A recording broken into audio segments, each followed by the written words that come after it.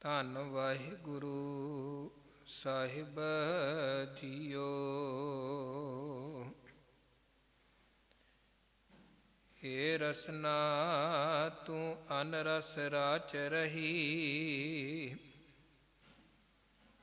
ਤੇਰੀ ਪਿਆਸ ਨਾ ਜਾਏ। ਪਿਆਸ ਨਾ ਜਾਏ ਹੋਰਤ ਕਿਤੈ, ਜਿਚਰ ਹਰ ਰਸ ਪੱਲੇ ਨਾ ਪਾਏ। ਏ ਰਸਨਾ ਤੂੰ ਅਨ ਰਸ ਰਾਚ ਰਹੀ, ਤੇਰੀ ਪਿਆਸ ਨਾ ਜਾਏ। ਪਿਆਸ ਨਾ ਜਾਏ ਹੋਰਤ ਕਿਤੈ, ਜਿਚਰ ਹਰ ਰਸ ਪੱਲੇ ਨਾ ਪਾਏ। ਹਰ ਰਸ ਪਾਏ ਪੱਲੇ ਪੀਐ ਹਰ ਰਸ, ਬਹੁੜ ਨ ਤ੍ਰਿਸ਼ਨਾ ਲਾਗੈ ਆਏ। ਏ ਹਰ ਰਸ ਕਰਮੀ ਪਾਈਐ, ਸਤਿਗੁਰ ਮਿਲੈ ਜਿਸ ਆਏ। ਕਹੈ ਨਾਨਕ ਹੋਰ ਅਨ ਰਸ ਸਭ ਵਿਸਰੇ, ਜਾਂ ਹਰ ਵਸੈ ਮਨ ਆਏ। ਏ ਹਰ ਰਸ ਕਰਮੀ ਪਾਈਐ, ਸਤਿਗੁਰ ਮਿਲੈ ਜਿਸ ਆਏ।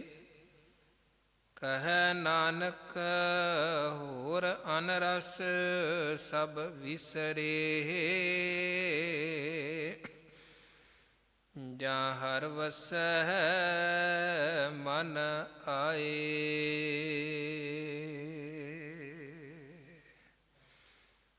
ਵਾਹਿਗੁਰੂ ਜੀ ਕਾ ਖਾਲਸਾ, ਵਾਹਿਗੁਰੂ ਜੀ ਕੀ ਫਤਿਹ। ਜੁਗ ਜੁਗ ਅਟਲ ਸਤਿਗੁਰੂ ਗੁਰਗੱਦੀ ਤੇ ਸੁਭਾਇਮਾਨ ਦਸਾਂ ਪਾਤਸ਼ਾਹੀਆਂ ਦੀ ਜੋਤ ਸਤਿਗੁਰੂ ਧੰਨ ਗੁਰੂ ਗ੍ਰੰਥ ਸਾਹਿਬ ਜੀ ਮਹਾਰਾਜ ਜੀ ਦੀ ਪਾਵਨ ਪਵਿੱਤਰ ਮੁਬਾਰਕ ਅੰਮ੍ਰਿਤਮਈ ਹਜ਼ੂਰੀ ਵਿਖੇ ਚਰਨ ਸ਼ਰਨ ਵਿਖੇ ਰਾਤਰੀ ਦੇ ਸੱਜੇ ਹੋਏ ਦੀਵਾਨਾਂ ਦੀ ਹਾਜ਼ਰੀ ਭਰ ਰਹੀ ਗੁਰੂ ਰੂਪ ਸਨਮਾਨ ਸਤਿਕਾਰਯੋਗ ਸਾਧ ਸੰਗਤ, ਸਤਿਗੁਰੂ ਜੀ ਦੀਆਂ ਬੇਅੰਤ ਬੇਅੰਤ ਬਖਸ਼ਿਸ਼ਾਂ ਰਹਿਮਤਾਂ ਹੋਈਆਂ ਹਨ। ਗੁਰੂ ਦਰਬਾਰ 'ਚ ਜੁੜੇ ਹਾਂ, ਗੁਰੂ ਚਰਨਾਂ 'ਚ ਜੁੜੇ ਹਾਂ ਔਰ ਗੁਰੂ ਘਰ ਦੇ ਸਨਮਾਨ ਸਤਿਕਾਰਯੋਗ ਕੀਰਤਨੀਆਂ ਪਾਸੋਂ ਪਾਵਨ ਅੰਮ੍ਰਿਤਮਈ ਬਾਣੀ ਦੇ ਸ਼ਬਦ ਕੀਰਤਨ ਪਿਆਰ ਔਰ ਸਤਿਕਾਰ ਸਹਿਤ ਸ਼ਰਵਣ ਕਰਦੇ ਹੋਏ ਮਹਾਰਾਜ ਵੱਲੋਂ ਬਖਸ਼ਿਸ਼ ਕੀਤੀਆਂ ਹੋਈਆਂ ਇਹ ਘੜੀਆਂ ਆਪ ਜੀ ਨੇ ਸਫਲੀਆਂ ਬਣਾਈਆਂ, ਸਕਾਰਤ ਬਣਾਈਆਂ। ਔਰ ਉਸ ਤੋਂ ਉਪਰੰਤ ਜੋ ਪਾਵਨ ਬਾਣੀ ਆਨੰਦ ਸਾਹਿਬ ਜੀ ਦੀ ਵਿਚਾਰ ਚੱਲ ਰਹੀ ਹੈ, ਵਿਚਾਰ ਦੀ ਉਸ ਲੜੀ ਅਧੀਨ ਸਤਿਗੁਰੂ ਸੱਚੇ ਪਾਤਸ਼ਾਹ ਜੀ ਵੱਲੋਂ ਪਾਵਨ ਪਵਿੱਤਰ ਆਨੰਦ ਸਾਹਿਬ ਦੀ 32 ਨੰਬਰ ਪੌੜੀ ਦੀ ਜੋ ਦਾਤ ਗੁਰੂ ਨੇ ਬਖਸ਼ੀ ਹੈ, ਇਸ ਪੌੜੀ ਦਾ ਪਾਠ ਆਪ ਜੀ ਨੇ ਸ਼ਰਵਣ ਕੀਤਾ ਹੈ। ਧੰਨ ਗੁਰੂ ਅਮਰਦਾਸ ਮਹਾਰਾਜ ਇਸ ਪੌੜੀ ਅੰਦਰ ਬਿਲਕੁਲ ਆਰੰਭ ਵਾਲੀ ਪੰਕਤੀ 'ਚ ਰਸਨਾ ਨੂੰ ਸੰਬੋਧਨ ਕਰ ਰਹੇ ਹਨ। ਔਰ ਵੈਸੇ ਆਪਾਂ ਜਦੋਂ ਗੁਰੂ ਗ੍ਰੰਥ ਸਾਹਿਬ ਜੀ ਦੀ ਸਮੁੱਚੀ ਬਾਣੀ ਦੇ ਦਰਸ਼ਨ ਕਰੀਏ ਤੇ ਮਨ ਨੂੰ ਸੰਬੋਧਨ ਕਰਦਿਆਂ ਹੋਇਆਂ ਉਪਦੇਸ਼ ਦਿੱਤੇ ਗਏ ਨੇ। ਹਾਲਾਂਕਿ ਇਸ ਪੌੜੀ ਨੂੰ ਵੀ ਜਦੋਂ ਆਪਾਂ ਅੱਗੇ ਵਿਚਾਰਾਂਗੇ ਤੇ ਇੱਥੇ ਵੀ ਸਤਿਗੁਰੂ ਨੇ ਗੱਲ ਮਨ ਦੀ ਕੀਤੀ ਹੈ।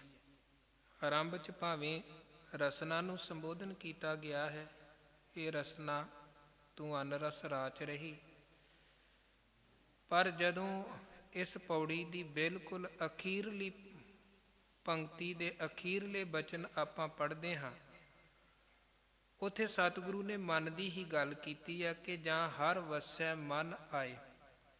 ਰਸਨਾ ਕਦੋਂ ਤ੍ਰਿਪਤ ਹੁੰਦੀ ਹੈ? ਜਦੋਂ ਇਸ ਰਸਨਾ 'ਚ ਮਾਲਕ ਵਸ ਗਿਆ, ਮਾਲਕ ਦਾ ਨਾਮ ਵਸ ਗਿਆ, ਮਨ 'ਚ ਨਾਮ ਵਸ ਗਿਆ। ਹੁਣ ਜਿਹੜੀ ਸਾਡੀ ਰਸਨਾ ਹੈ, ਇਹਦੇ ਤੋਂ ਮੁੱਖ ਰੂਪ ਦੇ ਵਿੱਚ ਅਸੀਂ ਦੋ ਕੰਮ ਲੈਂਦੇ ਹਾਂ, ਜਾਂ ਦੋ ਕੰਮ ਰਸਨਾ ਦੇ ਨਾਲ ਹੁੰਦੇ ਨੇ। ਇੱਕ ਤੇ ਬੋਲਣ ਦਾ, ਜ਼ੁਬਾਨ ਹੈ, ਆਪਾਂ ਬੋਲਦੇ ਹਾਂ, ਔਰ ਦੂਜੇ ਨੰਬਰ ਤੇ ਇਸੇ ਰਸਨਾ ਦੇ ਨਾਲ ਪਦਾਰਥ ਦਾ ਕੀ ਸਵਾਦ ਹੈ। ਕੋਈ ਵਸਤੂ, ਕੋਈ ਪਦਾਰਥ ਮਿੱਠਾ ਹੈ, ਕੌੜਾ ਹੈ, ਉਹਦਾ ਜੋ ਟੇਸਟ ਹੈ ਉਹ ਸਾਨੂੰ ਜ਼ੁਬਾਨ ਦੇ ਰਾਹੀਂ ਹੀ ਪਤਾ ਲੱਗਦਾ ਹੈ। ਕਾਦਰ ਨੇ ਇਸ ਕੁਦਰਤ, ਇਸ ਸਰੀਰ ਦੀ ਸਿਰਜਣਾ 'ਚ ਇਸ ਰਸਨਾ ਦੇ ਅੰਦਰ ਐਸੀ ਤਾਕਤ ਭਰੀ ਹੈ, ਜਿਸ ਵੀ ਪਦਾਰਥ ਨੂੰ ਸਾਡੀ ਰਸਨਾ ਲੱਗਦੀ ਹੈ, ਸਾਨੂੰ ਇੱਕਦਮ ਪਤਾ ਲੱਗ ਜਾਂਦਾ ਹੈ ਇਹਦਾ ਕੀ ਟੇਸਟ ਹੈ, ਕੀ ਸਵਾਦ ਹੈ। ਸੋ ਇਹ ਦੋ ਕੰਮ ਹਨ ਇਸ ਰਸਨਾ ਦੇ। ਤੇ ਜਦੋਂ ਆਪਾਂ ਬਾਹਰੀ ਤੌਰ 'ਤੇ ਸਮਾਜਿਕ ਵਰਤਾਰਾ ਵੀ ਵੇਖਦੇ ਹਾਂ, ਪਰਿਵਾਰਕ ਵਰਤਾਰਾ ਵੀ, ਜਾਂ ਅਸੀਂ ਧਰਮ ਦੇ ਪੱਖ ਤੋਂ ਵੀ ਵੇਖੀਏ, ਤੇ ਮਹਾਰਾਜ ਕਹਿੰਦੇ ਇਹ ਦੋ ਕੰਮ ਸਨ ਇਸ ਰਸਨਾ ਦੇ, ਤੇ ਇਹਦੇ ਲਈ ਇੱਕ ਮਰਿਆਦਾ ਸੀ। ਜੇ ਇਹਨੇ ਖਾਣਾ, ਪਦਾਰਥਾਂ ਦੇ ਭੋਗ ਭੋਗਣੇ ਨੇ, ਸਵਾਦ ਹੈ, ਇੱਕ ਮਰਿਆਦਾ। ਔਰ ਬੋਲਦੇ ਹਾਂ ਤੇ ਬੋਲਣ ਦੀ ਵੀ ਇੱਕ ਮਰਿਆਦਾ ਹੈ। ਮਰਿਆਦਾ ਤੋਂ ਬਾਹਰ ਖਾਧਾ ਹੋਇਆ ਬਿਮਾਰ ਕਰਦਾ ਹੈ, ਮਰਿਆਦਾ ਤੋਂ ਬਾਹਰ ਦਾ ਬੋਲਿਆ ਹੋਇਆ ਬਖੇੜੇ ਤੇ ਝਗੜੇ ਖੜੇ ਕਰਦਾ ਹੈ। ਭਾਵ ਜੇ ਜ਼ੁਬਾਨ ਥੋੜ੍ਹੀ ਬਹੁਤੀ ਵੀ ਮਰਿਆਦਾ ਤੋਂ ਬਾਹਰ ਨਿਕਲਦੀ ਹੈ ਨਾ, ਫਿਰ ਸਮਝੋ ਗੱਲ ਵਿਗੜਨੀ ਹੀ ਵਿਗੜਨੀ ਹੈ, ਔਰ ਵਿਗੜਦੀ ਹੈ। ਇਹਦੇ ਬਾਣੀ 'ਚ ਮਹਾਰਾਜ ਨੇ ਬੜੇ ਪ੍ਰਮਾਣ ਬਖਸ਼ਿਸ਼ ਕੀਤੇ ਨੇ। ਬਾਹਰ ਅਸੀਂ ਆਪਣੇ ਘਰਾਂ ਪਰਿਵਾਰਾਂ 'ਚ ਵੇਖ ਲਈਏ, ਆਪਣੇ ਸਰੀਰਾਂ ਨੂੰ ਵੇਖ ਲਈਏ, ਜਿੱਦਣ ਆਪਾਂ ਕੋਈ ਇੱਧਰ ਉੱਧਰ ਦਾ ਬੇਲੋੜਾ ਜ਼ੁਬਾਨ ਦੇ ਚਸਕੇ ਕਰਕੇ ਖਾਂਦੇ ਹਾਂ, ਉਹਦੇ ਫਿਰ ਨਤੀਜਾ ਸਾਰੇ ਸਰੀਰ ਨੂੰ ਭੁਗਤਣਾ ਪੈਂਦਾ ਹੈ। ਜਿਹਨੂੰ ਬਾਣੀ 'ਚ ਮਹਾਰਾਜ ਕਹਿੰਦੇ ਖਸਮ ਵਿਸਾਰ ਕੀਏ ਰਸ ਭੋਗ, ਤਾਂ ਤਨ ਉੱਠ ਖਲੋਤੇ ਰੋਗ।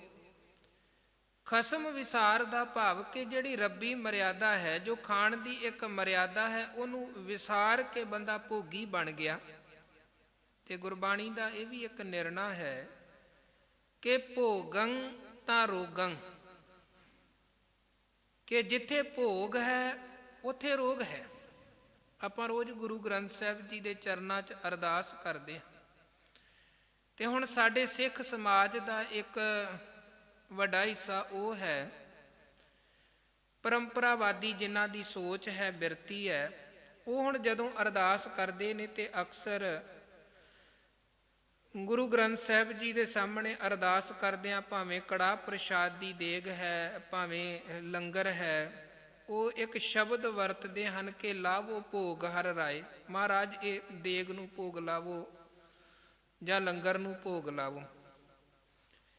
ਪਰ ਇੱਕ ਵੱਖਰੀ ਸੋਚ ਰੱਖਣ ਵਾਲੇ ਜਿਹੜੇ ਹਨ, ਉਹ ਫਿਰ ਗੁਰਬਾਣੀ ਦੀ ਇਸ ਪੰਕਤੀ ਨੂੰ ਸਾਹਮਣੇ ਰੱਖ ਕੇ ਕਹਿੰਦੇ ਹਨ ਕਿ ਭੋਗ ਲਾਉਣਾ ਸਿਧਾਂਤਕ ਗੱਲ ਨਹੀਂ ਹੈ, ਕਿਉਂਕਿ ਗੁਰੂ ਗ੍ਰੰਥ ਸਾਹਿਬ ਜੀ ਦੇ ਬਚਨ ਹਨ ਭੋਗੰ ਤਾਂ ਰੋਗੰ, ਕਿ ਜਿਹੜਾ ਭੋਗੀ ਹੈ ਉਹ ਰੋਗੀ ਵੀ ਹੈ। ਜਿੱਥੇ ਭੋਗ ਨੇ ਉੱਥੇ ਰੋਗ ਵੀ ਹੈ। ਜੇ ਅਸੀਂ ਇਹ ਸ਼ਬਦ ਗੁਰੂ ਪ੍ਰਤੀ ਵਰਤਾਂਗੇ ਭੋਗ, ਤੇ ਫਿਰ ਇਹਦਾ ਮਤਲਬ ਜਿਹੜਾ ਭੋਗ ਲਾਉਂਦਾ ਉਹਨੂੰ ਰੋਗ ਵੀ ਲੱਗਣਗੇ। ਪਰ ਗੁਰੂ ਗ੍ਰੰਥ ਸਾਹਿਬ ਜੀ ਨੂੰ ਤੇ ਕੋਈ ਰੋਗ ਨਹੀਂ ਹੈ, ਗੁਰੂ ਨੂੰ ਕੋਈ ਰੋਗ ਨਹੀਂ। ਜੋ ਜੋ ਦੀਸੈ ਸੋ ਸੋ ਰੋਗੀ, ਰੋਗ ਰਹਿਤ ਮੇਰਾ ਸਤਿਗੁਰ ਜੋਗੀ। ਸਤਿਗੁਰ ਪੂਰਾ ਵੈਦ ਹੈ, ਪੰਜੇ ਰੋਗ ਅਸਾਧ ਨਿਵਾਰੇ। ਗੁਰੂ ਤਾਂ ਸਾਡੇ ਰੋਗ ਖਤਮ ਕਰਨ ਵਾਲਾ ਮੇਰਾ ਵੈਦ ਗੁਰੂ ਗੋਬਿੰਦਾ, ਹਰ ਹਰ ਨਾਮ ਔਖਦ ਮੁਖ ਦੇਵੈ, ਕਾਟੈ ਜਮ ਕੀ ਫੰਦਾ। ਸੋ ਉਹ ਫਿਰ ਇਸ ਕਰਕੇ ਸ਼ਬਦ ਉੱਥੇ ਵਰਤਿਆ ਜਾਂਦਾ ਜੀ, ਕੜਾ ਪ੍ਰਸ਼ਾਦ ਦੀ ਦੇਗ ਜਾਂ ਗੁਰੂ ਕਾ ਲੰਗਰ ਹਾਜ਼ਰ ਹੈ, ਆਪ ਪ੍ਰਵਾਨ ਕਰੋ। ਤੇ ਦਾਤਾ ਜੀ ਸਤਿਗੁਰੂ ਜੀ ਆਪ ਜੀ ਦਾ ਪ੍ਰਵਾਨ ਹੋਇਆ ਪ੍ਰਸ਼ਾਦ ਫਿਰ ਅੱਗੇ ਸੰਗਤ ਦੇ ਵਿੱਚ ਵਰਤੇ, ਆਪ ਐਸੀ ਆਗਿਆ ਬਖਸ਼ੋ। ਖੈਰ, ਜਿਹੜੀ ਆਪਾਂ ਉਹ ਵਿਚਾਰ ਕਰ ਰਹੇ ਸਾਂ ਕਿ ਜਿੱਥੇ ਭੋਗ ਹੈ ਉੱਥੇ ਰੋਗ ਹੈ, ਤੇ ਜਦੋਂ ਅਸੀਂ ਮਰਿਆਦਾ ਤੋਂ ਬਾਹਰ ਹੋ ਕੇ ਭੋਗੀ ਬਣਦੇ ਹਾਂ ਤਾਂ ਫਿਰ ਰੋਗ ਲੱਗਦੇ ਹੀ ਲੱਗਦੇ ਹਨ। ਸ਼੍ਰੀ ਰਾਗ ਦੇ ਇੱਕ ਸ਼ਬਦ ਅੰਦਰ ਮਹਾਰਾਜ ਜੀ ਦੇ ਬਚਨ ਹਨ, ਬਾਬਾ ਹੋਰ ਖਾਣਾ ਖੁਸ਼ੀ ਖੁਆਰ, ਜਿਤ ਖਾਧੈ ਤਨ ਪੀੜੀਐ, ਮਨ ਮੈਂ ਚੱਲੈ ਵਿਕਾਰ। ਹੋਰ ਖਾਣੇ ਦਾ ਭਾਵ ਕਿ ਇੱਕ ਤੇ ਹੈ ਸਾਡੀ ਸਰੀਰ ਦੀ ਜ਼ਰੂਰਤ, ਹਰ ਸਰੀਰ ਦੀ ਜ਼ਰੂਰਤ ਹੈ ਖਾਣਾ ਖਾਣਾ। ਸਾਡੇ ਤ੍ਰੈਮਣ ਦੇਹਰੀ ਚੱਲੈ ਪਾਣੀ ਅੰਨ, ਜੇ ਅੰਨ ਪਾਣੀ ਨਹੀਂ ਖਾਵਾਂਗੇ ਸਰੀਰ ਕਮਜ਼ੋਰ ਹੋਵੇਗਾ, ਸਰੀਰ ਫਿਰ ਰੋਗੀ ਹੋ ਜਾਏਗਾ। ਇਸੇ ਕਰਕੇ ਗੁਰਮਤਿ ਨੇ ਵਰਤ ਆਦਿਕ ਦੀ ਵਿਚਾਰ ਨੂੰ ਵੀ ਪ੍ਰਮਾਣ ਨਹੀਂ ਕੀਤਾ ਹੈ ਕਿ ਸਰੀਰ ਰਿਜ਼ਕ ਖਾਣ ਦੇ ਨਾਲ ਹੀ ਚੱਲਦਾ ਹੈ। ਮਾਲਕ ਨੇ ਸਰੀਰ ਬਖਸ਼ਿਆ, ਰਿਜ਼ਕ ਬਖਸ਼ਿਆ, ਖਾਓ ਪੀਓ। ਇਹ ਇੱਕ ਭਰਮ ਮਨ 'ਚ ਰੱਖਣਾ ਕਿ ਸ਼ਾਇਦ ਅਸੀਂ ਇੱਕ ਦਿਨ ਭੋਜਨ ਨਹੀਂ ਖਾਵਾਂਗੇ ਤੇ ਉਹਦੇ ਨਾਲ ਕੋਈ ਮੇਰੇ ਪਤੀ ਦੀ ਉਮਰ ਵੱਧ ਜਾਏਗੀ ਜਾਂ ਕੋਈ ਹੋਰ ਅਧਿਆਤਮਕ ਧਾਰਮਿਕ ਸੁੱਖ ਮਿਲੇਗਾ। ਮਹਾਰਾਜ ਕਹਿੰਦੇ ਨਹੀਂ, ਸਰੀਰ ਨੂੰ ਭੋਜਨ ਚਾਹੀਦਾ ਹੈ, ਇਹ ਤਾਂ ਇੱਕ ਸਰੀਰ ਦਾ ਧਰਮ ਹੈ, ਇਹਦਾ ਕਿਸੇ ਦੂਜੇ ਦੇ ਨਾਲ ਕੋਈ ਸੰਬੰਧ ਨਹੀਂ ਹੈ ਕਿ ਸਾਡੀ ਇਸ ਹੱਠ ਕਰਮੀ ਦਾ ਕਿਸੇ ਦੂਜੇ ਨੂੰ ਲਾਭ ਮਿਲੇਗਾ। ਉੱਥੇ ਵੀ ਗੁਰੂ ਨੇ ਵੇਖੋ, ਜੇ ਬਹੁਤਾ ਖਾਣ ਦੇ ਅੱਗੇ ਜਿਹੜੇ ਮਾੜੇ ਨਤੀਜੇ ਨਿਕਲਦੇ ਨੇ ਉਹ ਸਤਿਗੁਰੂ ਨੇ ਸਮਝਾਏ ਨੇ, ਤੇ ਜਿਹੜੇ ਬਿਲਕੁਲ ਨਾ ਖਾਣ ਦਾ ਇੱਕ ਵਰਤ ਰੱਖਦੇ ਤੇ ਇਸ ਭਰਮ ਦੇ ਵਿੱਚ ਪੈਂਦੇ ਨੇ, ਸਤਿਗੁਰੂ ਨੇ ਉੱਥੇ ਵੀ ਕਿਹਾ ਕਿ ਅੰਨ ਨਾ ਖਾਹੇ ਦੇਹੀ ਦੁੱਖ ਦੀਜੈ। ਜਿਹੜੇ ਨਹੀਂ ਭੋਜਨ ਖਾਂਦੇ ਉਹ ਭਾਵੇਂ ਇੱਕ ਦਿਨ ਦੇ ਵਰਤ ਦੀ ਗੱਲ ਹੋਵੇ ਜਾਂ ਪਹਿਲਿਆਂ ਸਮਿਆਂ 'ਚ ਹੁਣ ਵੀ ਕਿਧਰੇ ਕਿਧਰੇ ਸਮਾਜ ਅੰਦਰ ਕੁਝ ਲੋਕ ਐਸੇ ਜਿਹੜੇ ਕਹਿੰਦੇ ਜੀ ਅਸੀਂ ਕੁਝ ਖਾਂਦੇ ਨਹੀਂ ਸੀ ਤੇ ਪੌਣਹਾਰੀ ਹਾਂ ਜਾਂ ਇੱਦਾਂ ਉੱਦਾਂ ਦਾ ਕੋਈ ਧਰਮ ਦਾ ਨਾਮ ਵਰਤ ਕੇ ਭਰਮ ਕਰਨਾ, ਗੁਰੂ ਨੇ ਉਸ ਚੀਜ਼ ਨੂੰ ਕਬੂਲ ਨਹੀਂ ਕੀਤਾ। ਅੰਨ ਨਾ ਖਾਹੇ ਦੇਹੀ ਦੁੱਖ ਦੀਜੈ, ਬਿਨ ਗੁਰ ਗਿਆਨ ਤ੍ਰਿਪਤ ਨਹੀਂ ਥੀਜੈ। ਛੋੜੈ ਅੰਨ ਕਰੈ ਪਖੰਡ, ਨਾ ਸੁਹਾਗਣ ਨਾ ਉਹ ਰੰਡ, ਕਬੀਰ ਹਰ ਕਾ ਸਿਮਰਨ ਛਾੜ ਕੇ, ਆਹੋਈ ਰਾਖੈ ਨਾਰ। ਕਬੀਰ ਸਾਹਿਬ ਨੇ ਹਾਲਾਂਕਿ ਬੜੇ ਸਿੱਧੇ ਸ਼ਬਦਾਂ ਦੇ ਵਿੱਚ ਤੇ ਕਰੜੇ ਸ਼ਬਦਾਂ ਦੇ ਵਿੱਚ ਵੀ ਗੱਲ ਕਹੀ ਹੈ ਕਿ ਜਿਹੜਾ ਪਰਮਾਤਮਾ ਦਾ ਸਿਮਰਨ ਛੱਡ ਕੇ ਤੇ ਕਿਸੇ ਅਹੋਈ ਦੇਵੀ ਦਾ ਵਰਤ ਰੱਖ ਕੇ ਬਹਿ ਜਾਏ ਜੀ, ਉਸ ਦੇਵੀ ਦੇ ਨਾਂ ਤੇ ਅਸੀਂ ਖਾਣਾ ਕੁਝ ਨਹੀਂ ਹੈ। ਤੇ ਕਬੀਰ ਸਾਹਿਬ ਕਹਿੰਦੇ ਜੇ ਉਹ ਦੇਵੀ ਤੇਰੇ ਤੇ ਪ੍ਰਸੰਨ ਵੀ ਹੋ ਜਾਏਗੀ ਨਾ ਤੇ ਆਪਣੀ ਬਹੁਤ ਨੇੜਤਾ ਵੀ ਤੈਨੂੰ ਬਖਸ਼ੇ, ਤੇ ਉਹ ਫਿਰ ਉਹਦੇ ਸਭ ਤੋਂ ਨੇੜੇ ਤੇ ਉਹਦੀ ਅਸਵਾਰੀ ਹੁੰਦੀ ਹੈ ਜਿਹਦੇ ਤੇ ਉਹ ਹਮੇਸ਼ਾ ਰਹਿੰਦੀ ਹੈ, ਤੇ ਉਹ ਅਸਵਾਰੀ ਕੀ ਹੈ? ਗਧੀ। ਉਹ ਕਹਿੰਦੇ ਫਿਰ ਇਹੀ ਕੁਝ ਮਿਲੇਗਾ ਇਦੋਂ ਵੱਧ, ਜੇ ਕਵੇਂ ਅਧਿਆਤਮਕ ਕੋਈ ਲਾਭ ਮਿਲ ਜਾਏਗਾ, ਜੀਵਨ ਸਫਲ ਹੋ ਜਾਏਗਾ, ਇਹ ਕੁਝ ਨਹੀਂ ਜੇ ਮਿਲਣਾ। ਕਿਸੇ ਦੀ ਉਮਰ ਲੰਬੀ ਹੋ ਜਾਏਗੀ, ਇਹ ਕੁਝ ਨਹੀਂ ਹੋਣਾ। ਕਬੀਰ ਹਰ ਕਾ ਸਿਮਰਨ ਛਾੜ ਕੇ, ਆਹੋਈ ਰਾਖੈ ਨਾਰ, ਗਧ ਹੀ ਹੋਏ ਕੈ ਔਂਤਰੈ। ਔਂਤਰੈ ਭਾਵ ਜਨਮ ਲਵੇਗੀ, ਭਾਰ ਸਹਿ ਮਨ ਚਾਰ। ਬਸ ਇਹ ਹੈ, ਇਦੋਂ ਵੱਧ ਕੁਝ ਨਹੀਂ। ਖੈਰ, ਜਿਹੜੀ ਗੱਲ ਗੁਰੂ ਅਮਰਦਾਸ ਸਾਹਿਬ ਜੀ ਦੀ ਆਪਾਂ ਕਰ ਰਹੇ ਹਾਂ, ਰਸਨਾ ਦੇ ਪ੍ਰਥਾਏ, ਖਾਣਾ ਸਰੀਰ ਦੀ ਜੀਵਨ ਦੀ ਜ਼ਰੂਰਤ ਹੈ, ਪਰ ਜੇ ਅਸੀਂ ਜ਼ੁਬਾਨ ਦੀ ਇੱਕ ਮਰਿਆਦਾ ਨੂੰ ਟੱਪ ਕੇ ਭੋਗੀ ਬਣਾਂਗੇ ਤੇ ਰੋਗੀ ਬਣਾਂਗੇ। ਦੂਜੇ ਨੰਬਰ ਤੇ ਬੋਲਣਾ, ਜਬ ਲਗ ਦੁਨੀਆ ਰਹੀ ਹੈ, ਨਾਨਕ ਕਿਛ ਸੁਣੀਐ ਕਿਛ ਕਹੀਐ। ਬੋਲਣਾ ਜ਼ਰੂਰੀ ਹੈ। ਅਸੀਂ ਸਮਾਜ 'ਚ ਰਹਿੰਦੇ ਹਾਂ, ਬੋਲ ਚਾਲ ਦੇ ਨਾਲ ਹੀ ਸਾਡਾ ਇੱਕ ਦੂਜੇ ਦੇ ਨਾਲ ਸੰਬੰਧ ਬਣਦਾ, ਸੰਪਰਕ ਬਣਦਾ, ਰਿਸ਼ਤੇ ਬਣਦੇ ਨੇ, ਔਰ ਬੋਲਾਂ ਦੇ ਰਾਹੀਂ ਸਾਨੂੰ ਗਿਆਨ ਪ੍ਰਾਪਤ ਹੁੰਦਾ ਹੈ। ਉਹ ਭਾਵੇਂ ਜ਼ਬਾਨੀ ਬੋਲ ਹੋਣ, ਭਾਵੇਂ ਲਿਖਤੀ ਬੋਲ ਹੋਣ, ਬੋਲਾਂ ਦੀ ਆਪਣੀ ਵਡਿਆਈ ਹੈ। ਮਹਾਰਾਜ ਕਹਿੰਦੇ ਜਬ ਲਗ ਦੁਨੀਆ ਰਹੀ ਹੈ, ਨਾਨਕ ਕਿਛ ਸੁਣੀਐ ਕਿਛ ਕਹੀਐ। ਪਰ ਹੁਣ ਬੋਲਣ ਦੀ ਵੀ ਇੱਕ ਮਰਿਆਦਾ ਹੈ। ਇੱਕ ਚੰਗਾ ਬੋਲਿਆ ਹੋਇਆ ਬੋਲ ਪ੍ਰੀਤ ਦੀਆਂ ਗੰਢਾਂ ਮਜ਼ਬੂਤ ਕਰਦਾ ਹੈ, ਇੱਕ ਬੋਲਿਆ ਹੋਇਆ ਮਾੜਾ ਬੋਲ ਰਿਸ਼ਤਿਆਂ ਨੂੰ ਮਿੰਟਾਂ ਸਕਿੰਟਾਂ ਦੇ ਵਿੱਚ ਚੂਰ ਚੂਰ ਕਰ ਸੁੱਟਦਾ। ਮਹਾਭਾਰਤ ਦਾ ਵੱਡਾ ਜੰਗ ਹੋਇਆ, ਕਿੰਨੇ ਲੋਕ ਮਰੇ। ਮਹਾਭਾਰਤ, ਇਹ ਸ਼ਬਦ ਦਾ ਅਰਥ ਹੀ, ਭਾਰਤ ਦਾ ਅਰਥ ਹੈ ਜੰਗ, ਮਹਾਂ ਦਾ ਭਾਵ ਹੈ ਵੱਡਾ, ਵੱਡਾ ਜੰਗ। ਇਸ ਜੰਗ ਦੇ ਵਿੱਚ ਕਿੰਨੀ ਤਬਾਹੀ ਹੋਈ, ਕਿੰਨੇ ਲੋਕ ਮਰੇ, ਕਿੰਨੀਆਂ ਭੈਣਾਂ ਦੇ ਭਰਾ ਮਰ ਗਏ, ਪਤਨੀਆਂ ਦੇ ਪਤੀ ਮਰ ਗਏ, ਮਾਵਾਂ ਦੇ ਪੁੱਤ ਮਰ ਗਏ। ਹੁਣ ਉਹ ਜੰਗ ਦੇ ਬੇਸ਼ੱਕ ਹੋਰ ਵੀ ਕਈ ਕਾਰਨ ਬਣਦੇ ਹਨ ਜਦੋਂ ਕੋਈ ਜੰਗ ਲੱਗਦਾ ਹੈ, ਪਰ ਜਦੋਂ ਬਿਲਕੁਲ ਆਰੰਭ 'ਚ ਜਿੱਥੋਂ ਪਹਿਲੀ ਚੰਗਿਆੜੀ ਲੱਗੀ ਤੇ ਗੱਲ ਅੱਗੇ ਸ਼ੁਰੂ ਹੋਈ, ਅੱਗ ਦਾ ਭੜਕਣਾ ਸ਼ੁਰੂ ਹੋਇਆ, ਉਹ ਕੀ ਸੀ? ਦਰੋਪਤੀ ਦਾ ਦੁਰਯੋਧਨ ਨੂੰ ਬੋਲਿਆ ਹੋਇਆ ਇੱਕ ਮਾੜਾ ਬੋਲ ਕਿ ਅੰਨੇ ਦਾ ਪੁੱਤ ਵੀ ਅੰਨਾ ਰਹਿ ਗਿਆ, ਅੰਨੇ ਦਾ ਪੁੱਤ ਵੀ ਅੰਨਾ ਹੀ ਹੈ।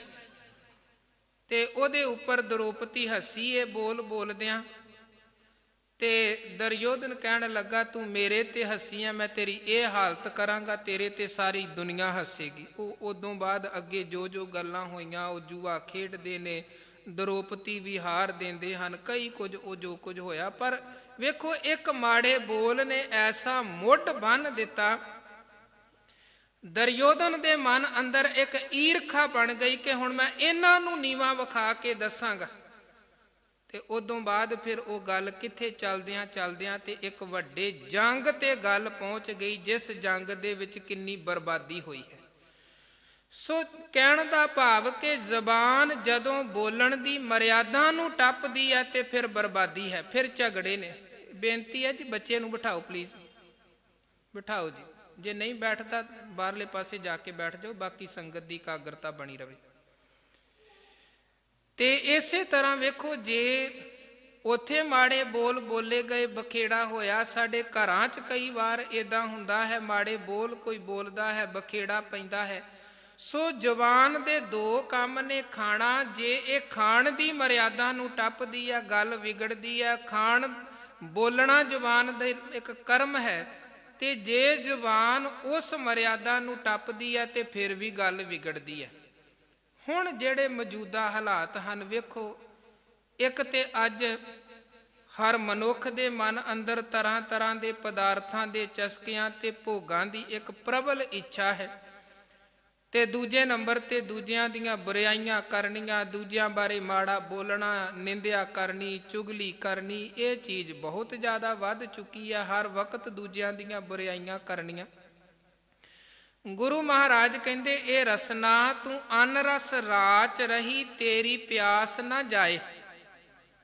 ਚਾਹੀਦਾ ਤੇ ਇਹ ਹੈ ਕਿ ਤੂੰ ਵਾਹਿਗੁਰੂ ਅਕਾਲ ਪੁਰਖ ਦਾ ਨਾਮ ਜਪ ਤੇ ਪਰਮਾਤਮਾ ਦੀ ਸਿਫਤ ਕਰ, ਵਾਹਿਗੁਰੂ ਦੇ ਨਾਮ ਦਾ ਆਹਾਰ ਕਰ। ਪਰ ਹੁਣ ਜ਼ੁਬਾਨ ਪਦਾਰਥਾਂ ਦੇ ਭੋਗਾਂ 'ਚ ਲੱਗੀ ਹੈ, ਜ਼ੁਬਾਨ ਦੂਜਿਆਂ ਦੀ ਨਿੰਦਿਆ ਚੁਗਲੀ 'ਚ ਲੱਗੀ ਹੈ, ਤੇ ਗੁਰੂ ਕਹਿੰਦੇ ਇਹਦੀ ਪਿਆਸ ਨਹੀਂ ਬੁੱਝਦੀ ਹੈ। ਸੰਗਤ 'ਚ ਆਪਾਂ ਅੱਧਾ ਪੌਣਾ ਘੰਟਾ ਬਹਿੰਦੇ ਹਾਂ, ਤੇ ਜੇ ਬਹੁਤਾ ਸਮਾਂ ਬਹਿਣਾ ਪੈ ਜਾਵੇ ਬੰਦਾ ਬੇਚੈਨ ਹੋ ਜਾਂਦਾ ਹੈ, ਬਾਹਰ ਵਾਲੇ ਪਾਸੇ ਧਿਆਨ ਭਟਕਦਾ, ਉੱਠ ਕੇ ਚਲਾ ਜਾਂਦਾ ਹੈ। ਤੇ ਨਿੰਦਿਆ ਚੁਗਲੀ ਭਾਵੇਂ ਬੰਦਾ ਘੰਟਿਆਂ ਬੰਦੀ ਬੈਠਾ ਕਰਦਾ ਰਵੇ, ਪਤਾ ਹੀ ਨਹੀਂ ਲੱਗਦਾ ਹੈ ਵਕਤ ਕਦੋਂ ਲੰਘ ਗਿਆ ਹੈ। ਸੋ ਮਹਾਰਾਜ ਕਹਿੰਦੇ ਇਹਦਾ ਝੁਕਾਅ ਉਧਰਲੇ ਪਾਸੇ ਜ਼ਿਆਦਾ ਹੈ ਜ਼ੁਬਾਨ ਦਾ, ਜਾਂ ਪਦਾਰਥਾਂ ਦੇ ਭੋਗ ਭੋਗਣ ਵਾਲੇ ਪਾਸੇ, ਜਾਂ ਦੂਜਿਆਂ ਦੀ ਨਿੰਦਿਆ ਚੁਗਲੀ ਤੇ ਬੁਰਾਈਆਂ ਕਰਨ ਵਾਲੇ ਪਾਸੇ। ਤੇ ਇਦਾਂ ਫਿਰ ਮਹਾਰਾਜ ਕਹਿੰਦੇ ਤੂੰ ਜਿੰਨੇ ਮਰਜ਼ੀ ਭੋਗ ਭੋਗਦੀ ਰਹਿ, ਰਸਨਾ ਤੂੰ ਰੱਜ ਨਹੀਂ ਹੋ ਸਕਦੀ। ਤੂੰ ਜਿੰਨੀ ਮਰਜ਼ੀ ਦੂਜਿਆਂ ਦੀ ਨਿੰਦਿਆ ਕਰਦੀ ਰਹਿ, ਚੁਗਲੀਆਂ ਕਰਦੀ ਰਹਿ, ਰਸਨਾ ਇਸ ਅਨ ਰਸ ਦੇ ਵਿੱਚ ਤੇਰੀ ਤ੍ਰਿਪਤੀ ਨਹੀਂ ਹੋ ਸਕਦੀ, ਸੰਤੁਸ਼ਟੀ ਨਹੀਂ ਹੋ ਸਕਦੀ। ਪਿਆਸ ਨਾ ਜਾਏ ਹੋਰਤ ਕਿਤੈ, ਜਿਚਰ ਹਰ ਰਸ ਪੱਲੇ ਨਾ ਪਾਏ। ਹਜੂਰ ਕਹਿੰਦੇ ਹੋਰ ਕਿਸੇ ਵੀ ਦੂਜੇ ਤਰੀਕੇ ਦੇ ਨਾਲ ਇਸ ਜ਼ੁਬਾਨ ਦੀ ਪਿਆਸ ਨਹੀਂ ਬੁੱਝ ਸਕਦੀ, ਜਿੰਨੀ ਦੇਰ ਤੱਕ ਮਨੁੱਖ ਆਪਣੇ ਪੱਲੇ ਵਾਹਿਗੁਰੂ ਦੇ ਨਾਮ ਦਾ ਰਸ ਨਹੀਂ ਪਾਉਂਦਾ ਹੈ। ਭਾਵ ਜਿੰਨੀ ਦੇਰ ਤੱਕ ਅੰਦਰ ਨਾਮ ਰਸ ਦੇ ਨਾਲ ਨਹੀਂ ਜੁੜਦਾ, ਉਨੀ ਦੇਰ ਤੱਕ ਇਹ ਜ਼ੁਬਾਨ ਰੱਜ ਨਹੀਂ ਸਕਦੀ ਹੈ। ਹੁਣ ਨਾਮ ਰਸ ਜਿਹੜਾ ਹੈ ਉਹ ਮਨ ਨੇ ਸੰਭਾਲਣਾ ਹੈ। ਕਿਸੇ ਦੀ ਬੁਰਾਈ ਜ਼ੁਬਾਨ ਨੇ ਕਰਨੀ ਹੈ, ਉਹ ਕੌਣ ਕਰਵਾ ਰਿਹਾ ਹੈ? ਅੰਦਰ ਬੈਠਾ ਮਨ। ਕੋਈ ਬੰਦੇ ਨੇ ਪਦਾਰਥਾਂ ਦਾ ਭੋਗ ਭੋਗਣਾ ਹੈ, ਉਹ ਕੌਣ ਭੋਗਦਾ ਹੈ? ਪਹਿਲਾਂ ਖਾਣ ਦਾ ਖਿਆਲ ਤਾਂ ਇਸ ਮਨ ਚੋਂ ਪੈਦਾ ਹੁੰਦਾ ਹੈ। ਉਦੋਂ ਬਾਅਦ ਤਨ ਦੀ ਖੇਡ ਹੈ, ਜ਼ੁਬਾਨ ਦੀ ਖੇਡ ਹੈ, ਸਰੀਰ ਦੀ ਖੇਡ ਹੈ। ਵਿਚਾਰ ਤਾਂ ਪਹਿਲਾਂ ਮਨ 'ਚ ਪੈਦਾ ਹੋਇਆ ਨਾ, ਆਹ ਚੀਜ਼ ਖਾਣੀ ਚਾਹੀਦੀ ਹੈ। ਫਿਰ ਉਦੋਂ ਬਾਅਦ ਮਨ ਨੇ ਪੈਰਾਂ ਨੂੰ ਹੁਕਮ ਕੀਤਾ, ਪੈਰ ਉਸ ਪਾਸੇ ਨੂੰ ਚੱਲ ਪਏ। ਉਦੋਂ ਬਾਅਦ ਫਿਰ ਅੱਗੇ ਜ਼ੁਬਾਨ ਉਸ ਚੀਜ਼ ਨੂੰ ਭੋਗਦੀ ਹੈ। ਪ੍ਰਥਮ ਵਿਚਾਰ ਮਨ 'ਚੋਂ ਪੈਦਾ ਹੋਇਆ। ਤੇ ਮਹਾਰਾਜ ਕਹਿੰਦੇ ਜੇ ਮਨ ਅੰਦਰ ਤ੍ਰਿਸ਼ਨਾ ਹੈ, ਜੇ ਮਨ ਅੰਦਰ ਲੋਭ ਹੈ, ਮਨ ਅੰਦਰ ਲਾਲਚ ਹੈ, ਮਨ ਅੰਦਰ ਚੁਗਲੀ ਕਰਨ, ਨਿੰਦਿਆ ਕਰਨ, ਦੂਜਿਆਂ ਦੀ ਬੁਰਿਆਈ ਕਰਨ ਦਾ ਚਸਕਾ ਹੈ, ਤੇ ਫਿਰ ਜ਼ੁਬਾਨ ਇਹ ਕੁਝ ਕਰੇਗੀ, ਇਹ ਸਾਰੀਆਂ ਬੁਰਾਈਆਂ ਕਰੇਗੀ। ਪਰ ਜੇ ਮਨ ਅੰਦਰ ਅਕਾਲ ਪੁਰਖ ਦੀ ਇਬਾਦਤ ਹੈ, ਜੇ ਮਨ ਅੰਦਰ ਪਰਮਾਤਮਾ ਦੇ ਨਾਮ ਦਾ ਰਸ ਹੈ, ਵਾਹਿਗੁਰੂ ਜੀ ਦੀ ਬੰਦਗੀ ਦਾ ਰਸ ਹੈ, ਤੇ ਜੇ ਮਨ ਪਰਮਾਤਮਾ ਦੀ ਭਗਤੀ ਦਾ ਰਸ ਲੈਣਾ ਚਾਹੁੰਦਾ ਹੈ, ਫਿਰ ਮਨ ਤਨ ਨੂੰ ਵੀ ਪ੍ਰੇਰੇਗਾ, ਤੇ ਤਨ ਫਿਰ ਹੱਥ 'ਚ ਬੰਦਾ ਗੁਟਕਾ ਫੜ ਕੇ ਬਾਣੀ ਪੜ੍ਹੇਗਾ ਜ਼ੁਬਾਨ ਦੇ ਨਾਲ, ਕਿਉਂਕਿ ਮਨ ਦੀ ਪਿਆਸ, ਮਨ ਦੀ ਤਾਂਘ ਉਹ ਹੈ। ਹਜੂਰ ਕਹਿੰਦੇ ਤਨ ਸਰੀਰ ਕੀ ਕਰਦਾ ਹੈ, ਜੋ ਮਨ ਇਹਦੇ ਕੋਲੋਂ ਕਰਵਾਉਂਦਾ ਹੈ। ਜੋ ਕਿਛ ਕੀਆ ਸੋ ਮਨ ਕੀਆ। ਇੱਥੋਂ ਤੱਕ ਆਪਾਂ ਗੁਰੂ ਕੀ ਬਾਣੀ ਨੂੰ ਬਹੁਤ ਗੰਭੀਰਤਾ ਦੇ ਨਾਲ ਜੇ ਪੜ੍ਹੀਏ, ਤੇ ਮਹਾਰਾਜ ਕਹਿੰਦੇ ਅਸਲ ਦੇ ਵਿੱਚ ਪੁੰਨੀ ਵੀ ਮਨ ਹੈ ਤੇ ਪਾਪੀ ਵੀ ਮਨ ਹੈ। ਪੁੰਨ ਕਰਮ ਦਾ ਖਿਆਲ ਵੀ ਇਸ ਮਨ ਚੋਂ ਪੈਦਾ ਹੁੰਦਾ ਹੈ। ਤਨ ਤਾਂ ਉਦੋਂ ਬਾਅਦ ਕਰਮ ਕਰਦਾ ਹੈ। ਦਾਨ ਬੇਸ਼ੱਕ ਜੇਬ ਚੋਂ ਪੈਸੇ ਹੱਥ ਕੱਢ ਕੇ ਕਿਸੇ ਨੂੰ ਦਿੰਦੇ ਪਏ ਹਨ, ਪਰ ਇਹ ਕਰਮ ਕਰਨ ਦਾ ਅੰਦਰ ਹੁਕਮ ਮਨ ਕਰ ਰਿਹਾ ਹੈ। ਕਈ ਵਾਰ ਇੱਦਾਂ ਹੁੰਦਾ ਬੰਦਾ ਦਾਨ ਕਰਦਿਆਂ ਕਰਦਿਆਂ ਵੀ ਨਹੀਂ ਕਰਦਾ ਹੈ। ਕਿਉਂ? ਕਿਉਂਕਿ ਮਨ 'ਚ ਪਹਿਲਾਂ ਖਿਆਲ ਪੈਦਾ ਹੋਇਆ ਕਿ ਹਾਂ ਕੁਝ ਦਾਨ ਕਰਨਾ ਚਾਹੀਦਾ, ਇੰਨੇ ਪੈਸੇ ਚੜਾਉਣੇ ਚਾਹੀਦੇ, ਇੰਨੇ ਪੈਸੇ ਭੇਟ ਕਰਨੇ ਚਾਹੀਦੇ ਹਨ। ਜਿੰਨੀ ਦੇਰ ਨੂੰ ਤਨ ਨੇ ਉਸ ਕਰਮ ਨੂੰ ਐਨ ਪ੍ਰੈਕਟੀਕਲ ਰੂਪ 'ਚ ਕਰਨਾ ਸੀ, ਓਨੀ ਦੇਰ ਤੱਕ ਮਨ ਬਦਲ ਗਿਆ, ਤੇ ਉਹ ਕਰਮ ਕਰਦਿਆਂ ਕਰਦਿਆਂ ਫਿਰ ਬੰਦੇ ਨੇ ਨਹੀਂ ਕੀਤਾ। ਇਸੇ ਕਰਕੇ ਸਤਿਗੁਰੂ ਇੱਕ ਜਗ੍ਹਾ ਤੇ ਆਪਾਂ ਸਹਿਸਕ੍ਰਿਤੀ ਬਾਣੀ ਦੀ ਵਿਚਾਰ ਕੀਤੀ, ਉੱਥੇ ਮਹਾਰਾਜ ਕਹਿੰਦੇ ਨਹਿ ਬਿਲੰਬ ਧਰਮੰ ਬਿਲੰਬ ਪਾਪੰ, ਕਿ ਧਰਮ ਕਰਮ ਕਰਨ ਦਾ ਸਮਾਂ ਕੋਈ ਬਣੇ ਨਾ, ਉਹਦੇ 'ਚ ਬਿਲੰਬ ਭਾਵ ਦੇਰੀ ਨਾ ਕਰੋ, ਕਿਉਂਕਿ ਇਸ ਬੇਈਮਾਨ ਮਨ ਦਾ ਕੋਈ ਪਤਾ ਨਹੀਂ ਹੈ। ਹੁਣੇ ਕਹਿ ਰਿਹਾ ਹੈ ਧਰਮ ਕਮਾ, ਤੇ ਦੂਜੇ ਪਲ ਇਹ ਬਦਲ ਵੀ ਸਕਦਾ ਹੈ, ਬਦਲ ਵੀ ਸਕਦਾ ਹੈ। ਇਸ ਕਰਕੇ ਗੁਰੂ ਕਹਿੰਦੇ ਧਰਮ ਕਮਾਉਣ ਦਾ ਸਮਾਂ ਬਣੇ, ਵਿਚਾਰ ਖਿਆਲ ਬਣੇ, ਬਸ ਤੁਰੰਤ ਕਮਾ ਦਵੋ। ਤੇ ਜੇ ਕੋਈ ਪਾਪ ਕਰਨ ਦਾ ਸਮਾਂ ਬਣਦਾ ਹੈ, ਉਹਨੂੰ ਟਾਲੋ, ਕਿਉਂਕਿ ਜੇ ਹੁਣੇ ਮਨ ਅੰਦਰ ਕੋਈ ਮਾੜਾ ਕਰਮ, ਕੋਈ ਪਾਪ ਕਰਮ ਕਮਾਉਣ ਦਾ ਖਿਆਲ ਬਣਿਆ ਹੈ, ਇਹਨੂੰ ਟਾਲਣ ਦੀ ਕੋਸ਼ਿਸ਼ ਕਰੋ, ਕਿਉਂਕਿ ਹੋ ਸਕਦਾ ਕੁਝ ਸਮੇਂ ਬਾਅਦ ਮਨ ਬਦਲ ਜਾਵੇ ਤੇ ਅਸੀਂ ਪਾਪ ਤੋਂ ਬਚ ਜਾਈਏ। ਹਜੂਰ ਕਹਿੰਦੇ ਨਹਿ ਬਿਲੰਬ ਧਰਮੰ, ਧਰਮ ਕਮਾਉਂਦਿਆਂ ਦੇਰੀ ਨਾ ਕਰੋ। ਬਿਲੰਬ ਪਾਪੰ, ਪਾਪ ਕਰਦਿਆਂ ਦੇਰੀ ਕਰੋ, ਭਾਵ ਪਾਪ ਨੂੰ ਟਾਲੋ। ਦ੍ਰਿੜੰਤ ਨਾਮੰ, ਹਿਰਦੇ 'ਚ ਵਾਹਿਗੁਰੂ ਦਾ ਨਾਮ ਦ੍ਰਿੜ ਕਰੋ। ਤਜੰਤ ਪਾਪੰ, ਪਾਪਾਂ ਨੂੰ ਜੀਵਨ ਦੇ ਵਿੱਚੋਂ ਤਿਆਗੋ। ਹੁਣ ਮਨ ਧਰਮ ਕਮਾਉਣ, ਪੁੰਨ ਕਰਮ ਕਰਨ ਦੀ ਪ੍ਰੇਰਣਾ ਕਰਦਾ ਹੈ। ਮਨ ਹੀ ਬੰਦੇ ਨੂੰ ਪਾਪਾਂ ਵਾਲੇ ਪਾਸੇ ਪ੍ਰੇਰਦਾ ਹੈ। ਮਨ ਦਾ ਬੱਝਿਆ ਹੋਇਆ ਹੀ ਤਨ ਪਾਪਾਂ ਵਾਲੇ ਪਾਸੇ ਜਾਂਦਾ। ਗੁਰੂ ਕਹਿੰਦੇ ਜੋ ਕਿਛ ਕੀਆ ਸੋ ਮਨ ਕੀਆ। ਇੱਥੋਂ ਤੱਕ ਮਹਾਰਾਜ ਕਹਿੰਦੇ ਤੂੰ ਤਨ ਕਰਕੇ ਤੀਰਥਾਂ ਤੇ ਜਾ ਕੇ ਇਸ਼ਨਾਨ ਕਰੀ ਜਾਂਦਾ ਹੈ, ਪਰ ਵੇਖ ਕਰਮ ਬਦਲੇ ਹਨ। ਕਰਮ ਤੀਰਥ ਤੇ ਨਹਾਉਣ ਤੋਂ ਪਹਿਲਾਂ ਵੀ ਬੰਦਾ ਪਾਪ ਕਮਾ ਰਿਹਾ ਸੀ। ਇੱਕ ਦਿਨ ਜਾ ਕੇ ਤੀਰਥ ਤੇ ਇਸ਼ਨਾਨ ਕੀਤਾ, ਵਾਪਸ ਆਇਆ, ਫਿਰ ਉਸੇ ਦੁਕਾਨ ਤੇ ਆ ਕੇ ਬਹਿ ਗਿਆ ਤੇ ਫਿਰ ਉਸੇ ਤਰ੍ਹਾਂ ਪਾਪ ਕਮਾਈ ਜਾ ਰਿਹਾ ਹੈ। ਕਾਰਨ ਕੀ? ਗੁਰੂ ਕਹਿੰਦੇ ਤੂੰ ਤਨ ਕਰਕੇ ਤਾਂ ਟੁਬਕੀ ਲਗਾ ਲਈ, ਪਰ ਮੈਲ ਤੇ ਮਨ ਅੰਦਰ ਹੈ। ਮਨ ਤਾਂ ਧੋਤਾ ਹੀ ਨਹੀਂ ਗਿਆ ਹੈ, ਮਨ ਤਾਂ ਉਸੇ ਤਰ੍ਹਾਂ ਮੈਲੇ ਦਾ ਮੈਲਾ ਹੀ ਹੈ। ਤੇ ਜੇ ਮਨ ਨਿਰਮਲ ਸ਼ੁੱਧ ਹੈ ਨਾ, ਫਿਰ ਗੁਰੂ ਕਹਿੰਦੇ ਭਾਵੇਂ ਤੂੰ ਕਿਸੇ ਤੀਰਥ ਤੇ ਜਾ ਕੇ ਨਾ ਵੀ ਇਸ਼ਨਾਨ ਕਰਨਾ ਤਾਂ ਵੀ ਕੋਈ ਫਰਕ ਨਹੀਂ ਪੈਂਦਾ ਹੈ। ਨਹਾਵਣ ਚੱਲੇ ਤੀਰਥੀ ਮਨ ਖੋਟੇ ਤਨ ਚੋਰ, ਇੱਕ ਭੋ ਲੱਥੀ ਨਾਤਿਆਂ ਦੋਇ ਭੋ ਚੜੀਐਸ ਹੋਰ, ਬਾਹਰ ਧੋਤੀ ਤੂਮੜੀ ਅੰਦਰ ਵਿਸ਼ ਨਿਕੋਰ, ਸਾਧ ਭਲੇ ਅਣ ਨਾਤਿਆਂ ਚੋਰ ਸੇ ਚੋਰਾਂ ਚੋਰ। ਮਹਾਰਾਜ ਕਹਿੰਦੇ ਹੁਣ ਸਾਧ ਕੀ ਹੈ ਤੇ ਵੇਖੋ ਚੋਰ ਕੀ ਹੈ, ਪਾਪੀ ਕੌਣ ਹੈ। ਸਾਧ ਵੀ ਇੱਕ ਮਨ ਦੀ ਸਾਧਨਾ ਦਾ ਨਾਮ ਹੈ। ਤੈਸੇ ਮਨ ਸਾਧ ਸਾਧ ਸਾਧਨਾ ਕੇ ਸਾਧ ਹੋਏ, ਸਗਲ ਸੰਸਾਰ ਕੋ ਉਧਾਰ ਭਇਓ ਤਾਹੀ ਸੇ। ਤੇ ਸਾਧ ਨਾਮ ਨਿਰਮਲ ਤਾਂ ਕੇ ਕਰਮ, ਜਿਹਨੇ ਮਨ ਦੀ ਸਾਧਨਾ ਸਾਧੀ, ਭਾਵ ਮਨ ਨੂੰ ਕਾਬੂ 'ਚ ਕਰ ਲਿਆ, ਉਹ ਸਾਧ ਹੈ। ਤੇ ਜਿਹਦਾ ਮਨ ਕਾਬੂ 'ਚ ਨਹੀਂ ਹੈ, ਕੰਟਰੋਲ 'ਚ ਨਹੀਂ ਹੈ, ਉਹ ਪਾਪੀ ਹੈ, ਉਹ ਗੁਨਾਹਗਾਰ ਹੈ, ਉਹ ਅਵਗੁਣਿਆਰਾ ਹੈ। ਜਿਹਨੇ ਮਨ ਨੂੰ ਸਾਧ ਲਿਆ ਉਹ ਬਿਨਾਂ ਨਾਤਿਆਂ ਵੀ ਸਾਧ ਹੈ, ਤੇ ਜਿਹਨੇ ਮਨ ਨੂੰ ਨਹੀਂ ਸਾਧਿਆ ਪਾਪੀ ਬਿਰਤੀ, ਪਾਪੀ ਸੁਭਾਅ ਹੈ। ਤੇ ਉਹ ਜਿੰਨੇ ਮਰਜੀ ਤੀਰਥ ਇਸ਼ਨਾਨ ਕਰੀ ਜਾਵੇ, ਗੁਰੂ ਕਹਿੰਦੇ ਉਹ ਫੇਰ ਪਾਪੀ ਦਾ ਪਾਪੀ ਰਹਿੰਦਾ। ਸਾਧ ਭਲੇ ਅਣਨਾਤਿਆਂ, ਚੋਰ ਸੇ ਚੋਰਾ ਚੋਰ। ਧੰਨ ਗੁਰੂ ਅਮਰਦਾਸ ਸਾਹਿਬ ਕਹਿੰਦੇ, ਜੇ ਤੇਰੇ ਪੱਲੇ ਵਾਹਿਗੁਰੂ ਦਾ ਨਾਮ, ਅਕਾਲ ਪੁਰਖ ਦੀ ਇਬਾਦਤ, ਹਰ ਰਸ ਤੇਰੇ ਪੱਲੇ ਪੈ ਜਾਵੇ, ਮਨ ਸੰਤੁਸ਼ਟ ਹੋ ਗਿਆ, ਤੇ ਮਨ ਦੇ ਨਾਮ ਰਸ ਦੇ ਨਾਲ ਜੁੜਨ ਸਦਕਾ ਫਿਰ ਜ਼ੁਬਾਨ ਵੀ ਸੰਤੁਸ਼ਟ ਹੋ ਜਾਂਦੀ ਹੈ, ਨਾ ਮਾੜਾ ਬੋਲਦੀ ਹੈ, ਨਾ ਪਦਾਰਥਾਂ ਦੇ ਭੋਗਾਂ ਵਾਲੇ ਪਾਸੇ ਭਟਕਦੀ ਹੈ। ਹਰ ਰਸ ਪਾਏ ਪੱਲੇ ਪੀਏ, ਹਰ ਰਸ ਬਹੁੜ ਨਾ ਤ੍ਰਿਸ਼ਨਾ ਲਾਗੈ ਆਏ।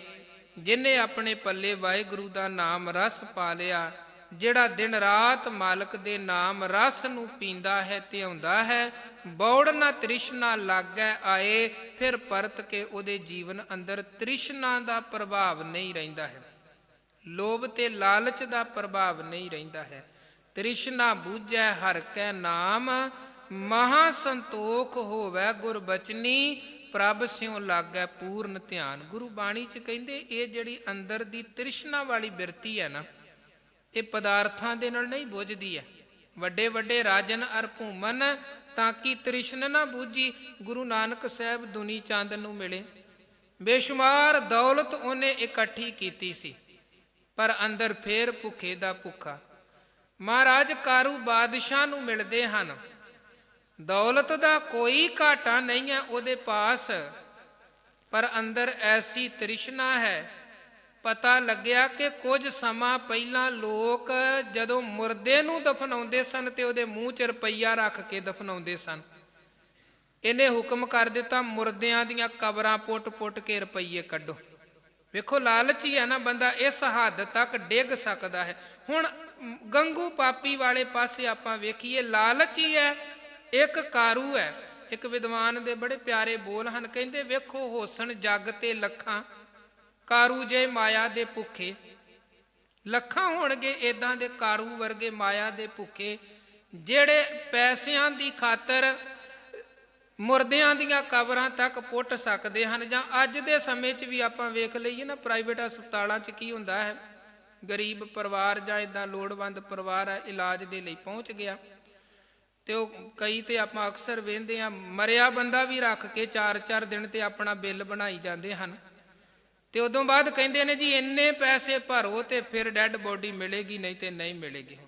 ਉਹ ਇਹ ਕਾਰੂ ਵਾਲਾ ਕੰਮ ਹੀ ਹੈ। ਕੋਈ ਮੁਰਦਿਆਂ ਦੇ ਮੂੰਹ 'ਚੋਂ ਰੁਪਈਏ ਕੱਢ ਕੇ ਤੇ ਉਹ ਰੁਪਈਏ ਇਕੱਠੇ ਕਰ ਰਿਹਾ ਹੈ, ਤੇ ਕੋਈ ਮੁਰਦਿਆਂ ਦਾ ਹੀ ਝੂਠਾ ਇਲਾਜ ਕਰ ਕਰਕੇ ਤੇ ਉਹਨਾਂ ਦੇ ਰੁਪਈਏ ਇਕੱਠੇ ਕਰ ਰਿਹਾ, ਤੇ ਕੋਈ ਲਾਸ਼ਾਂ ਦਾ ਸੌਦਾ ਪਿਆ ਕਰ ਰਿਹਾ ਹੈ। ਉਹ ਵਿਦਵਾਨ ਕਹਿੰਦਾ ਵੇਖੋ ਹੋਸਣ ਜੱਗ ਤੇ ਲੱਖਾਂ, ਕਾਰੂ ਜਏ ਮਾਇਆ ਦੇ ਭੁੱਖੇ, ਪਰ ਮਾਇਆ ਲਈ ਜੋ ਕੁਝ ਕੀਤਾ, ਗੰਗੂ ਜਏ ਕਮਜਾਤ ਨਾ ਪੁੱਛੋ। ਗੰਗੂ ਨੇ ਹੁਣ ਕੀ ਕੀਤਾ? ਧੰਨ ਗੁਰੂ ਕਲਗੀਧਰ ਮਹਾਰਾਜ ਸੱਚੇ ਪਾਤਸ਼ਾਹ ਜੀ ਦੇ ਸੋਹਣੇ ਪਿਆਰੇ ਸਾਹਿਬਜ਼ਾਦੇ ਬਾਬਾ ਜੋਰਾਵਰ ਸਿੰਘ ਤੇ ਬਾਬਾ ਫਤਿਹ ਸਿੰਘ। ਕੀ ਸੀ? ਕੁਝ ਟਕਿਆਂ ਦਾ ਲਾਲਚ। ਕਿੰਨੇ ਕੁ ਪੈਸੇ ਮਾਤਾ ਗੁਜਰੀ ਦੇ ਕੋਲ ਸੀ ਜਿਨ੍ਹਾਂ ਤੇ ਗੰਗੂ ਦਾ ਮਨ ਬੇਈਮਾਨ ਹੋ ਗਿਆ। ਇੱਥੋਂ ਤੱਕ ਪੁਰਾਤਨ ਇਤਿਹਾਸਕ ਗ੍ਰੰਥ ਪੜ੍ਹੀਏ, ਕੋਈ 200 ਰੁਪਈਏ ਦੀ 200 ਰੁਪਈਏ ਦੀ ਗੱਲ ਹੈ, ਜੋ ਇਹਨੂੰ ਹਕੂਮਤ ਵੱਲੋਂ ਇਨਾਮ ਮਿਲਿਆ ਸੀ ਸਾਹਿਬਜ਼ਾਦਿਆਂ ਦੀ ਇਤਲਾਹ ਦੇਣ ਦਾ, ਸਾਹਿਬਜ਼ਾਦਿਆਂ ਨੂੰ ਪਕੜਾਉਣ ਦਾ। ਹੁਣ ਉਹ 200-400 500 ਹੋਊਗਾ ਸਾਰਾ ਕੁਝ, ਜੇ ਸਾਰੇ ਪੈਸੇ ਮਾਤਾ ਗੁਜਰੀ ਦੇ ਕੋਲ ਜਿਹੜੀਆਂ ਮੋਹਰਾਂ ਸੀ ਜਾਂ ਜੋ ਉਧਰੋਂ ਇਨਾਮ ਮਿਲਿਆ, ਕੋਈ 500-400 ਰੁਪਈਏ ਦੀ ਖੇਡ ਹੋਏਗੀ। ਇੰਨੇ ਕੁ ਪੈਸਿਆਂ ਕਰਕੇ ਬੇਈਮਾਨ ਹੋ ਗਿਆ, ਤੇ ਗੁਰੂ ਕਲਗੀਧਰ ਮਹਾਰਾਜ ਦੇ ਸੋਹਣੇ ਲਾਲ ਜ਼ਾਲਮਾਂ ਦੇ ਹਵਾਲੇ ਕਰ ਦਿੱਤੇ। ਜੇ ਕਿਧਰੇ ਉੱਥੇ ਇਹ ਤ੍ਰਿਸ਼ਨਾ ਗੱਗੂ ਦੇ ਮਨ ਤੇ ਨਾ ਪੈਂਦੀ। ਵੇਖੋ ਇਹ 2-4 ਦਿਨ ਦੇ ਸਬਰ ਸਿਦਕ ਦੀ ਖੇਡ ਹੁੰਦੀ ਹੈ।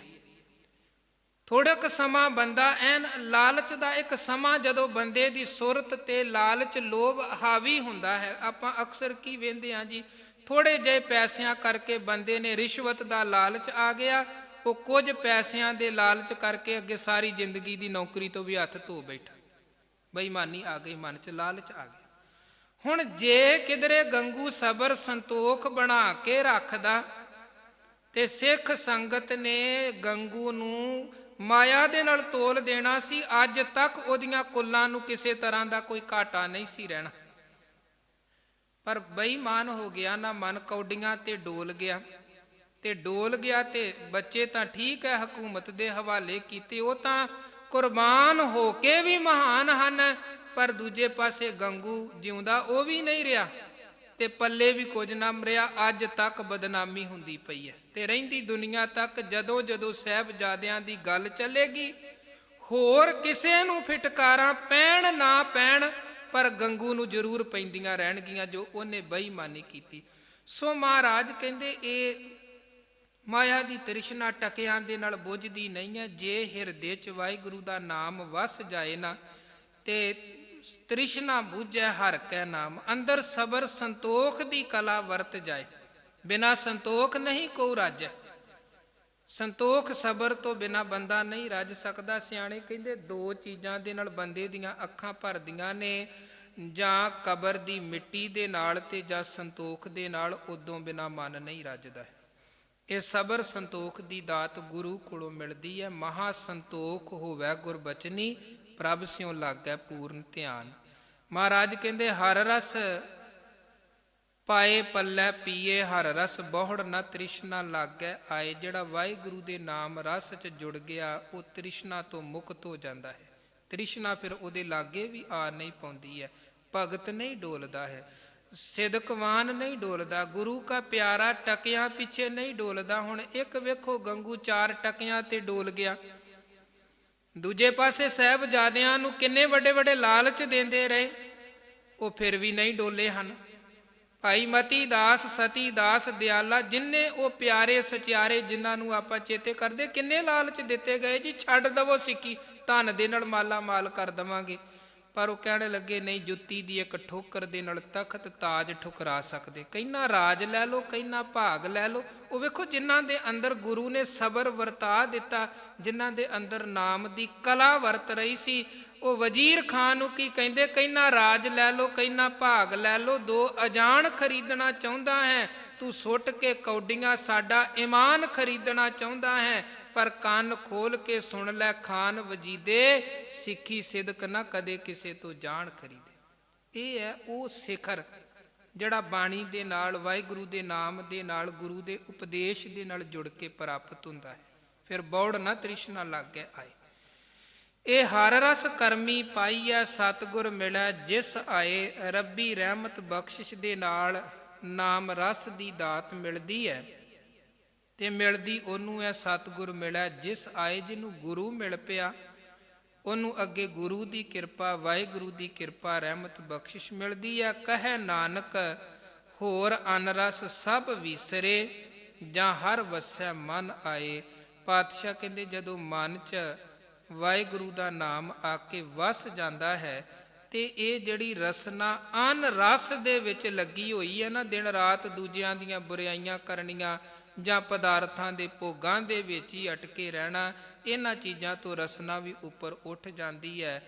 ਅੱਗੇ ਚੱਲ ਕੇ ਆਪਾਂ ਪੜਾਂਗੇ, ਅੱਖਾਂ ਵੀ ਉੱਪਰ ਉੱਠ ਜਾਂਦੀਆਂ ਨੇ, ਜਿਹੜੀਆਂ ਅੱਖਾਂ ਮਾੜੇ ਪਾਸੇ ਤੱਕਣ 'ਚ ਲੱਗੀਆਂ ਨੇ ਨਾ।